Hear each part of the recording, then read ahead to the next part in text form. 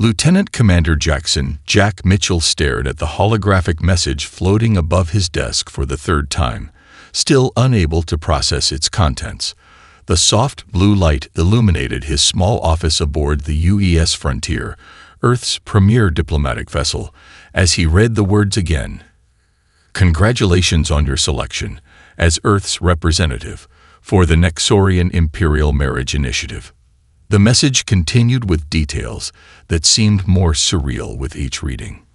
Of all the officers in Earth's Space Force, he'd been chosen to marry Princess Valora, third daughter of the Nexorian Empire, the same advanced civilization that had, just 2 years ago, saved humanity from the brink of extinction during the Drachnid invasion.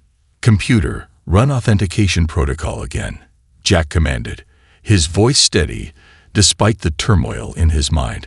The AI responded immediately. Message authentication confirmed. Origin, Earth Central Command. Security level, ultraviolet. Running his fingers through his dark hair, Jack stood and walked to the viewport. Stars streaked past in brilliant lines as the Frontier cruised through hyperspace. His reflection showed a man in his early 30s, with sharp features and eyes that had seen too much combat. Not exactly the type for an interstellar arranged marriage. A soft chime announced the arrival of Admiral Helena Reeves. At ease, Mitchell, she said, though Jack hadn't even attempted to stand at attention. She'd been his mentor since his days in Special Forces, before the aliens came. Permission to speak freely, Mom. Granted, though I suspect I know what you're going to say. Jack gestured at the still-floating message. Why me? I'm a soldier and a xenolinguist, not a diplomat. Surely there are better candidates for an imperial marriage. Helena's expression remained neutral, but her eyes betrayed concern. The Nexorians specifically requested you. They cited your unique combination of skills, combat experience, linguistic expertise, and, she paused, your psychological profile. My psychological profile. Jack's training triggered warning bells. What about it? Your resistance to psychic influence during the Drachnid War. You were one of the few who never succumbed to their mental attacks. The Nexorians found that interesting. Before Jack could respond, his personal terminal chirped. An anonymous message, somehow bypassing all security protocols. Not all chains are visible. It vanished before he could trace it. Helena pretended not to notice. The ceremony is in 3 weeks. The Frontier will transport you to Nexus Prime. Your official role is to strengthen the alliance between our species. Unofficially, she lowered her voice. Keep your eyes open. Something about this whole arrangement feels off. Jack nodded, years of Special Forces training kicking in. Any intel on the princess? Princess Valora is an enigma. Unlike most Nexorian royalty, she's shown unusual interest in human culture, particularly our military history. She personally reviewed your file. A Nexorian princess interested in human warfare. That doesn't match their peaceful reputation. Exactly. Helena handed him a physical data crystal, ancient technology that couldn't be hacked. Your official mission parameters. The crystal will dissolve after 1 reading. Good luck, Mitchell. Something tells me you're going to need it. After the Admiral left, Jack sat in darkness, contemplating the stars. Humanity had barely survived first contact with the Drachnids. Only the Nexorians' intervention had saved Earth from becoming another conquest. This marriage could secure humanity's future, or... The anonymous message flashed in his mind. Not all chains are visible. Jack loaded the crystal into his secure reader. As the mission details scrolled past, his expression hardened. Between the lines of diplomatic protocol and ceremony requirements, a pattern emerged. The Nexorians hadn't just chosen him, they'd engineered events to ensure he'd be selected.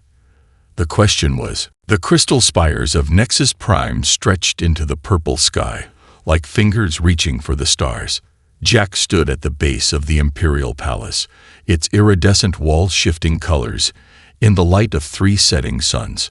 Around him, the welcoming reception buzzed with activity as Earth's diplomatic corps mingled with the Nexorian elite. "Quite the show they've put on for us," said Ambassador Marcus Reynolds, materializing at Jack's side with 2 glasses of luminescent blue liquid. The Nexorians spare no expense when it comes to ceremony. Jack accepted the drink but didn't sip it. His enhanced vision, a gift from his Special Forces days, caught the subtle movements of royal guards posted in the shadows. Their armor seemed to absorb light rather than reflect it. "Have you met any of the royal family yet?" "Only the Emperor's first advisor." Marcus frowned. "Strange fellow. Kept asking about Earth's defense systems. Purely out of academic interest," he claimed. Before Jack could respond, a hush fell over the crowd. Princess Valera had entered the reception hall. Jack's first thought was that Holovids didn't do her justice. She moved with inhuman grace, her silvery skin catching the light like morning frost. 4 arms, traditional for her species, were draped in ceremonial robes that seemed to flow like liquid starlight. Their eyes met across the room. In that moment, Jack's military training screamed a warning. Behind the princess's ethereal beauty, he caught a flicker of something else. Fear. Valera approached, her royal guard formation moving with her like a well-oiled machine. "Lieutenant Commander Mitchell." She spoke in perfect English, her voice like chimes in the wind. "Your reputation precedes you, Your Highness." Jack bowed precisely as protocol demanded. "The honor is mine." She extended her upper right hand, holding a ceremonial chalice of deep purple liquid. A traditional greeting between intended pairs. Her fingers trembled slightly as she passed him the cup, something only someone with his training would notice. As Jack accepted the chalice, her lower left hand brushed his wrist. He felt something small and cold press into his palm. Years of covered ops let him palm the object without breaking his diplomatic smile. "Shall we dance?" Valera asked, but it wasn't really a question.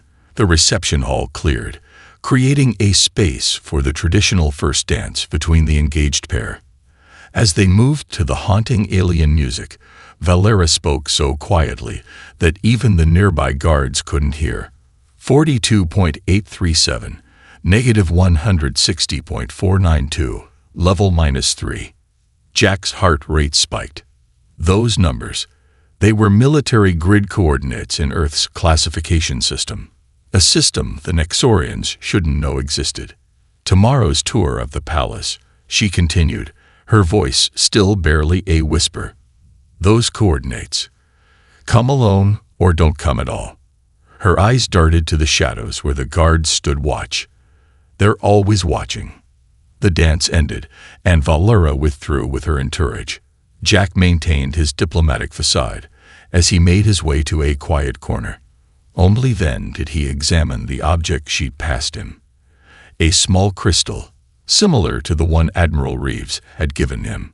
In his room that night, Jack used his secure reader to access the crystal's contents. A single image appeared, security camera footage of what appeared to be a medical bay deep within the palace. The timestamp showed it was from 3 days ago. In the image, royal guards held down a struggling Nexorian noble as something dark and writing moved toward the victim's head. The image disappeared as the crystal dissolved, but its horror remained burned in Jack's mind. Below where the crystal had been, 8 words were etched into his reader's surface. "The wedding is not what you think it is." Jack moved through the darkened corridors of level -3, his special forces training making his footsteps silent against the crystal floor. The coordinates Valera had given him led to this restricted section of the palace, far below the glittering spires above. Down here, the walls didn't shimmer with that characteristic Nexorian beauty. They seemed to absorb light, creating patches of unnatural shadow. His neural implant, a relic from the Drachnid War, picked up strange energy signatures pulsing through the walls. They matched no known Nexorian technology he'd been briefed on. The pattern was almost organic. A sound made him press against the wall, activating his active camouflage suite. Another gift from his Special Forces days that the Nexorians didn't know about. 2 royal guards dragged an unconscious noble past his position, the victim's silver skin dulled to an ashen gray. Jack's enhanced vision caught something moving beneath the noble's skin, like serpents swimming under ice. Once they passed, he accessed the secure comm link to his ship, Mitchell to Frontier. Confirmation of anomaly at transmitted coordinates. Request deep scan of Palace Sublevel 3. Negative. Commander, came the response. All scanner functions are being blocked by unknown interference. We're getting some strange bio readings, but nothing concrete.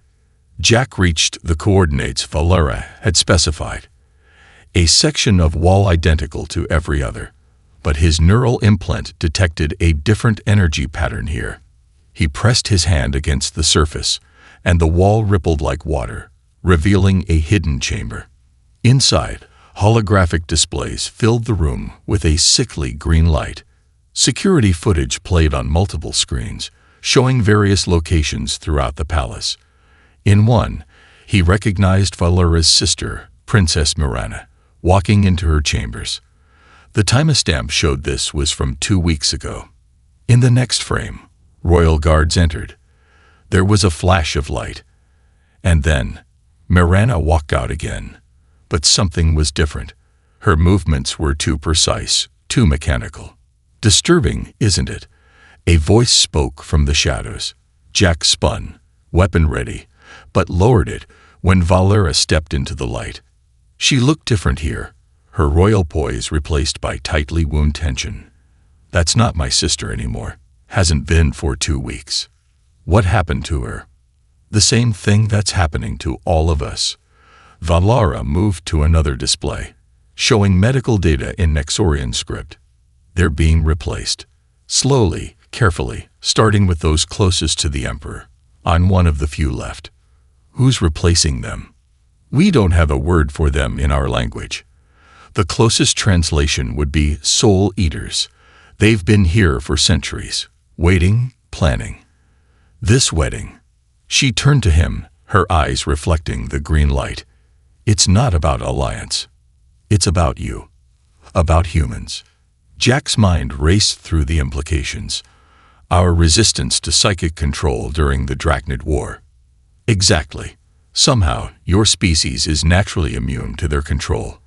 They can't simply take over human hosts like they do with us. That's why they arranged this wedding. They need to study you, to learn how to break that immunity. A distant alarm sounded, and Valera stiffened. They're changing the guard rotation early. You need to go. She pressed another crystal into his hand. Everything I've gathered is in here, but be careful. They're watching the Earth delegation. Ambassador Reynolds, he's not himself anymore. Jack started to move, then paused. Why are you helping me? Why risk this? Valera's expression hardened. Because I've watched my people become puppets for centuries. Because humans are the first real hope we've had. And because, she looked away, I've seen what they plan to do to Earth once they learn to control you. The alarm changed pitch, and Valera pushed him toward the exit. Go. And Jack, trust no one who doesn't cast a shadow in direct light. The soul eaters can mimic everything except that. As Jack slipped back into the corridor, his mind whirled with questions. But one thing was clear. This wedding wasn't just about political alliance anymore. It was about the survival of 2 species. The Imperial Gardens at midnight were supposed to be empty. Instead, Jack found himself surrounded by a dozen cloaked figures, their silver skin dulled to match the darkness. Unlike the replaced nobles above, these Nexorians moved with natural grace, and more importantly, they cast shadows in the moonlight. He came alone. As promised, Valera emerged from the group, wearing a simple combat suit instead of her royal regalia. This is the human I told you about. An elderly Nexorian stepped forward, his forearms bearing scars that spoke of ancient battles. I am Kavor, once general of the Imperial fleet, now leader of what remains of the true Nexorian resistance. He studied Jack with eyes that held centuries of pain. Do you know why you're here, human? Because something is replacing your people, Jack answered, hand never far from his concealed weapon. And somehow it's connected to the wedding. Kavor gestured, and one of the cloaked figures activated a holographic display. It showed a writhing mass of dark tentacles, almost liquid in nature. We call them soul eaters, but their true name is unpronounceable in any human tongue. They came to us 5 centuries ago, presenting themselves as peaceful travelers. By the time we discovered their true nature, it was too late. A hologram change, showing the horror of the initial invasion. Jack watched as the creatures burrowed into Nexorian hosts, taking control from within. But some of you are immune. A genetic mutation, Valera explained. Rare among our people. Those of us with the mutation can't be controlled, but we must hide this fact, or face immediate execution. We've been working underground for generations, trying to find a way to free our people. Then humanity encountered the Drachnids. Another resistance member spoke, and everything changed. Kavor nodded. The Soul Eaters were fascinated by your species' natural resistance to psychic control. They orchestrated the entire Drachnid conflict, pushing them to attack Earth, then stepping in to save humanity, all to study your defenses up close. Jack's mind raced through the implications. The wedding is a trap. More than that, Valera moved closer, her voice urgent. The ceremony will be broadcast across both our empires. The Soul Eaters have developed a new weapon, a psychic pulse that they believe can override human immunity. They plan to use our wedding to demonstrate their victory, showing the galaxy that even humans can be controlled. And once they crack our immunity, Jack asked, though he already knew the answer, Earth will be their next feeding ground. Kavor confirmed. And your people will become their greatest weapons in conquering the rest of the galaxy. A distant alarm echoed through the gardens. One of the resistance fighters returned from their lookout position. Palace guards are beginning their sweep early. We need to move. Wait, Jack caught Valera's arm. The Earth delegation. How many have been replaced? Almost half, she answered grimly, including your ambassador. The Soul Eaters are being cautious, taking only those they can replace without suspicion. But after the wedding, she let the thought hang. Kavor pressed a small device into Jack's hand. A quantum beacon. It will let you identify others in the resistance. We have people throughout the palace, waiting for the right moment to strike. You have 3 days until the wedding, Valera added. We've been fighting this war for centuries. But you, Jack, you might be our last hope for victory. As the resistance melted back into the shadows, Jack felt the weight of 2 civilizations on his shoulders. The Soul Eaters had spent centuries planning this moment, but they'd made one critical mistake. They'd assumed humans were just another species to be studied and conquered. They were about to learn why that was a fatal error. The eve of the wedding brought a storm to Nexus Prime. Purple lightning crackled between the crystal spires as Jack made his way through the palace's lower levels. The quantum beacon in his pocket pulsed once. A warning. He ducked into an alcove as 2 royal guards passed, their movements too perfect, too synchronized. His neural implant chimed softly, indicating an encrypted message from the UES frontier. Operation Trojan Horse is ready, awaiting your signal. Jack allowed himself a grim smile. Admiral Reeves had positioned Earth's hidden fleet just outside the system, ready for his command. The private chamber where Valera had arranged to meet him was supposed to be secure. Instead, he found signs of a struggle, overturned furniture and traces of silvery Nexorian blood on the floor. A holoscreen flickered to life, showing security footage from just hours ago. Jack watched in horror as royal guards cornered Valera in the room. But instead of capturing her, they revealed their true forms. The Soul Eaters emerged from their host bodies like living oil, their tentacles writhing in the air. Valera fought with surprising skill, her combat training evident in every movement. But then something massive burst through the wall. A Soul Eater larger than any Jack had seen. "Impressive, isn't she?" Ambassador Reynolds' voice came from behind him. Jack turned to find his former friend standing in the doorway. But the man's shadow rippled unnaturally in the storm's light. "We've been trying to break her immunity for years. Such a waste of royal blood. Where is she?" Jack's hand moved to his concealed weapon. Reynolds smiled, but the expression wasn't human anymore. "In the preparation chamber, where a bride should be. Tomorrow's ceremony will now serve two purposes: breaking human immunity and finally claiming the last pure Nexorian royal." "You're getting overconfident, Reynolds, or whatever you really are." "Are we?" The thing wearing Reynolds' face gestured, and the holoscreen changed to show live footage. Valera lay in a crystal chamber, connected to strange machines. "We've spent centuries perfecting our methods. The psychic pulse we've developed doesn't just break mental resistance, it shatters it. When we demonstrate it on you tomorrow, every power in the galaxy will know that nothing can stop us." Jack noticed something in the footage. Valera's hand was moving in a pattern. Military sign language, modified for Nexorian anatomy. She was telling him the truth. The Soul Eaters had fallen for their trap. "One question," Jack said, buying time as he decoded her message. "Why go through with the wedding? Why not just attack Earth directly?" "Because of you, Commander Mitchell." Reynolds' form began to ripple, dark tendrils seeping through his skin. "Your specific neural pattern, combined with your experience fighting the Drachnids, makes you the perfect test subject. Breaking you will prove we can break anyone. And if I don't cooperate?" The thing that wasn't Reynolds anymore laughed. "The ceremony begins in 8 hours.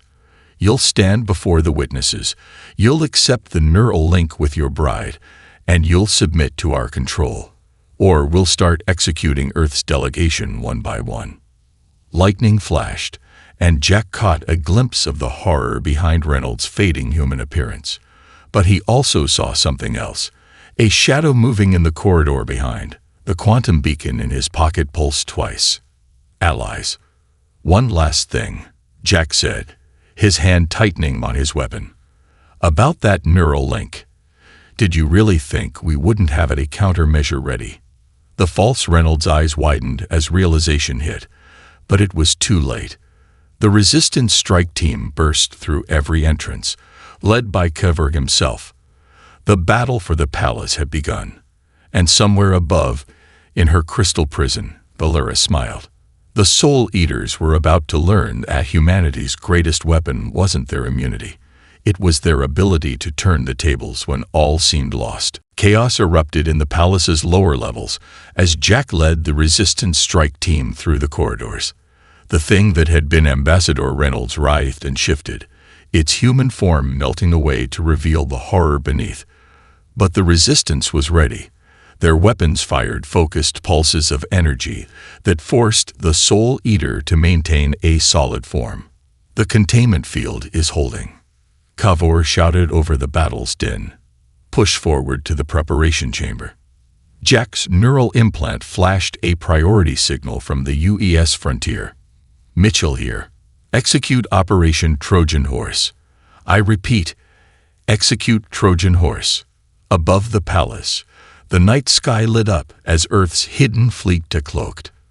But instead of opening fire, they launched thousands of small objects toward the city, pods that burst into brilliant displays of color and light.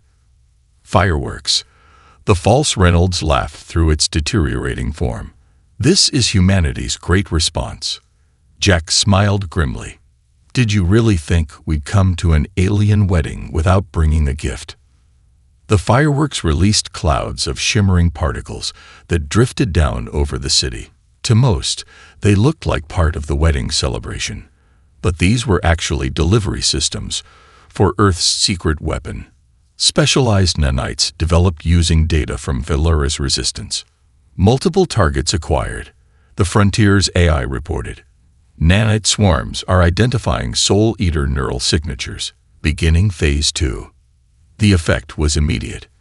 Throughout the palace, infected hosts began to convulse as the nanites attacked the parasitic entities within them. The Soul Eaters had spent centuries learning to control organic matter, but they had never encountered anything like this. Microscopic machines that could distinguish between host and parasite. "Clear a path to Valera," Jack ordered as they fought through the chaos. Royal guards collapsed around them, Soul Eaters being forced out of their bodies by the nanite attack. The parasites' true forms writhed on the floor, their ability to transfer between hosts disrupted by the technological onslaught. Kavor's team split into formation, their weapons now firing containment fields to trap the exposed Soul Eaters. The preparation chamber is just ahead, but the main host will be waiting. They burst through the final doors to find Valera still connected to the neural interface machine, but standing between them and her was the largest Soul Eater they'd encountered, the one from the security footage. In its true form, it towered over them, a mass of writing darkness that seemed to drink in light itself. "You think your human technology can stop us?" Its voice resonated through their minds. "We have ruled this empire for centuries. We have broken countless species. Your tricks can't." The creature's boast was cut short as emergency lighting flooded the chamber. Jack had synchronized his neural implant with the palace systems, using Valera's royal access codes to trigger the hidden UV emitters the resistance had installed. Under the intense light, the Soul Eater's form began to crystallize, unable to maintain its fluid nature. The nanites swarmed it, forcing it to choose between solid and liquid state, a choice that would prove fatal either way. "Now, Valera," Jack shouted as he fought his way to the neural interface. Valera's eyes snapped open, glowing with an inner fire. The machine she was connected to wasn't just for the wedding ceremony. It was a broadcasting array capable of reaching every corner of the empire. And now, through it, she began to transmit the truth. Across Nexus Prime, holoscreens lit up with images of the Soul Eater's true form, their dark secret finally exposed to the light. The centuries of lies were ending, not with a grand space battle, but with something the parasites never expected. The simple, devastating power of truth combined with human ingenuity. The revolution had begun, and the Soul Eaters were about to learn why humanity had survived every threat they'd ever faced, not because they were strongest, but because they were most adaptable. The Crystal Palace shook with the combined force of revolution and revelation. Through the neural interface, Valera's broadcast reached every corner of the Nexorian Empire. Her voice, strong and clear, carried centuries of hidden truth to her people. "Citizens of the Empire, see what has been hidden." The holoscreen showed Soul Eaters writhing as they were forced from their hosts, their true forms exposed by Earth's nanite technology. For 500 years, these parasites have worn our bodies, ruled our lives, and twisted our empire into their puppet state. Jack fought his way through the chaos to reach the neural interface controls. The main host, still partially crystallized from the UV exposure, lashed out with tentacles that cracked the chamber's crystal walls. Kavor's resistance fighters held their ground, their containment fields creating a web of energy that forced the creature back. Mitchell to Frontier, Jack ducked under a tendril of living darkness. Status on the nanite deployment: 87% coverage over the capital. The AI responded. Secondary effects beginning. Soul Eaters are losing cohesion in all major government centers. Above them, through the shattered ceiling, they could see more Earth ships decloaking. But instead of weapons, they deployed medical pods, help for the thousands of freed hosts who would soon be recovering from centuries of parasitic control. The main host roared, a sound that existed more in their minds than in the air. You think this changes anything? We are eternal. We have seeded ourselves throughout the galaxy. Maybe. Jack aimed his weapon at the creature's core. But you made one critical mistake. You thought humanity was just another species to conquer. You never understood what makes us different. Valera's voice joined his through the broadcast. You never realized that humans don't just fight their own battles. They fight for others. They see oppression and choose to stand against it, even when it doesn't directly threaten them. The neural interface hummed with power as Valera connected with the deeper systems of the palace. Ancient security protocols, hidden by the resistance over centuries, activated. Crystal walls became transparent, letting the light of 3 suns pour into every shadow where soul eaters might hide. Through the streets of the capital, citizens watched on massive holoscreens as their royal family's true forms were revealed. The Soul Eaters, those that survived the Nanite attack, found themselves trapped between Earth's technology and the rising fury of a population, finally awakening to the truth. Your reign ends today. Valera's words echoed through the Empire. Not just here, but on every world where your kind has taken root. The humans have given us the tools, and we will use them to free every planet, every system, every species you've ever enslaved. The main host made one final, desperate attack, its mass of tentacles surging toward Valera. But Jack was ready. His neural implant synchronized with the palace systems, triggering every UV emitter at maximum power.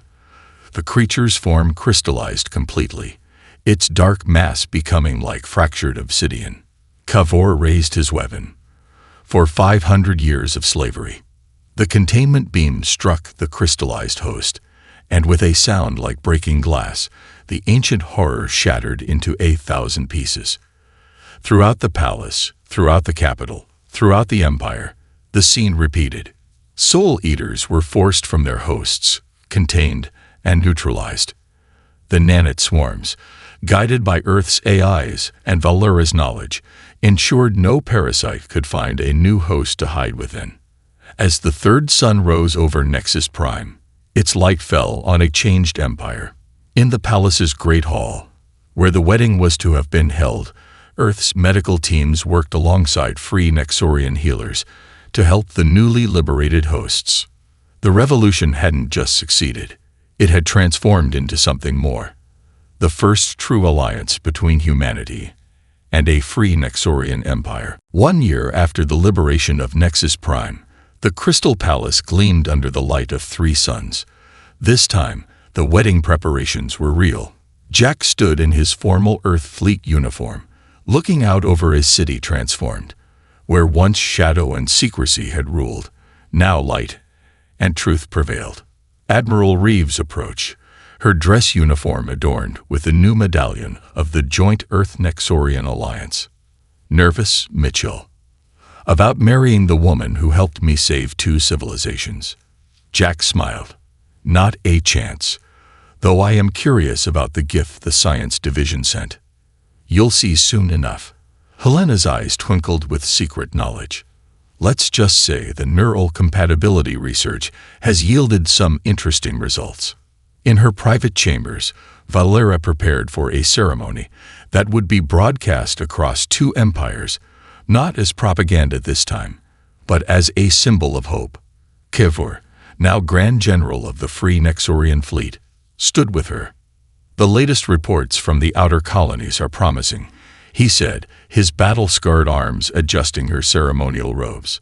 The combined Earth-Nexorian task forces have located and eliminated the last known Soul Eater strongholds. Your parents would be proud. Valera touched the memory crystal she wore, containing the last messages from her real family. Before the Soul Eaters had taken them, they dreamed of a free empire. Now we're building something even greater. The Great Hall had been transformed. Where once hidden UV emitters had been weapons against the Soul Eaters, now they created displays of breathtaking beauty, crystal prisms splitting light into rainbow cascades. Representatives from both species filled the hall, including the newly elected Nexorian Council and Earth's diplomatic corps. As Jack and Valera approached the central dais, a holographic display activated above them. It showed real-time images from across both empires, joint scientific missions, combined fleet operations, and the new xenobiology centers, where Earth and Nexorian doctors worked to heal the psychological scars of those freed from Soul Eater control. The neural interface device that had once been meant for enslavement had been repurposed. Now, as Jack and Valera connected to it, their thoughts merged in a way the Soul Eaters had never imagined possible, not as controller and controlled, but as equal partners, each maintaining their unique identity while sharing a deeper understanding. Through the link, they shared not just thoughts but hope. Valera saw humanity's endless drive to explore and protect. Jack experienced the depth of Nexorian culture, preserved in secret by the resistance through centuries of oppression. Together, they glimpsed possibilities that neither species could achieve alone. The gift from Earth's Science Division was revealed, a revolutionary medical procedure that would allow Valera to bear children who would carry both human and Nexorian DNA. Their future family would be living proof that the two species could create something new and beautiful together. In the darkest times, Valera's voice carried through the hall. When my people had lost almost everything, humanity showed us that the greatest power in the universe isn't control or domination. It's the choice to fight for others, to stand against oppression wherever it exists. And in return, Jack added, the Nexorians showed us that no tyranny, no matter how ancient or powerful, can stand against the light of truth and the power of unity. As the ceremony concluded, the three sons of Nexus Prime aligned in a rare configuration, bathing the city in golden light. But the most brilliant glow came from within the palace, where two species had gathered not in fear or suspicion, but in celebration of a future they would build together. The Soul Eaters had sought to use their wedding to enslave humanity. Instead, it had become the foundation of something far more powerful, an alliance based not on domination, but on the shared dream of a galaxy where freedom and truth would always triumph over darkness and lies.